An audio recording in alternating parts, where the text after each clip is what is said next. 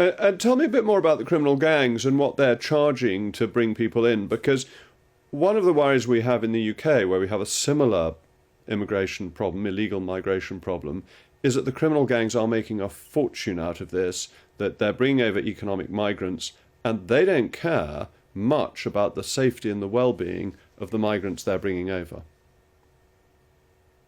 Well, they are here in Juarez. There is on the west side of the city, Mexican City, it's across from El Paso, Texas.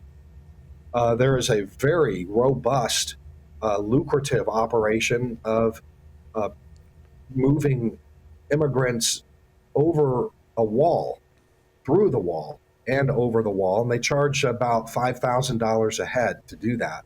These are going to be the criminal aliens that know that if they try to give up on the other side of town to authorities who would process everybody else in, they wouldn't process them in because they probably are murderers, or it would show up that that there's a big criminal problem with that person, so they have to pay over here on the other side. And it's the La Linea cartel.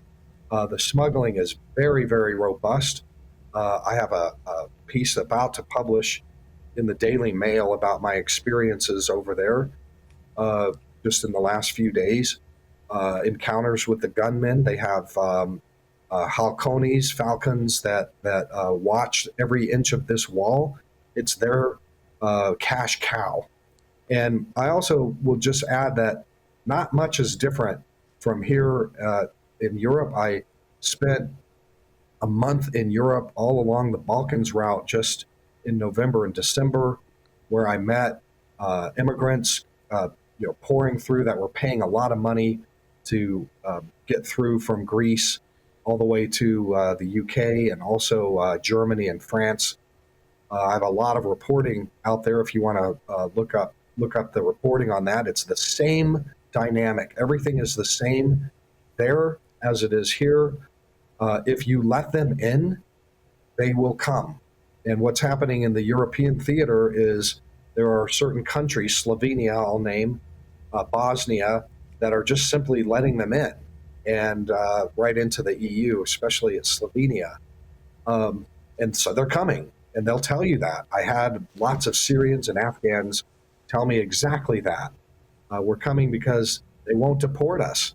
I had one Algerian tell me, I think I was in Sarajevo, who said it's 90% of the incentive for me that they won't deport us. It's 90% of it. So if we get in, they won't And deport us. that seems so important.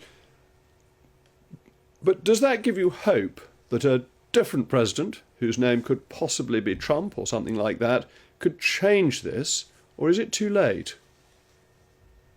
Well, in the United States, we already have 5, 6, 7 million immigrants who crossed illegally, who are in the country. So it's already too late for that. That's what you call a fact on the ground already.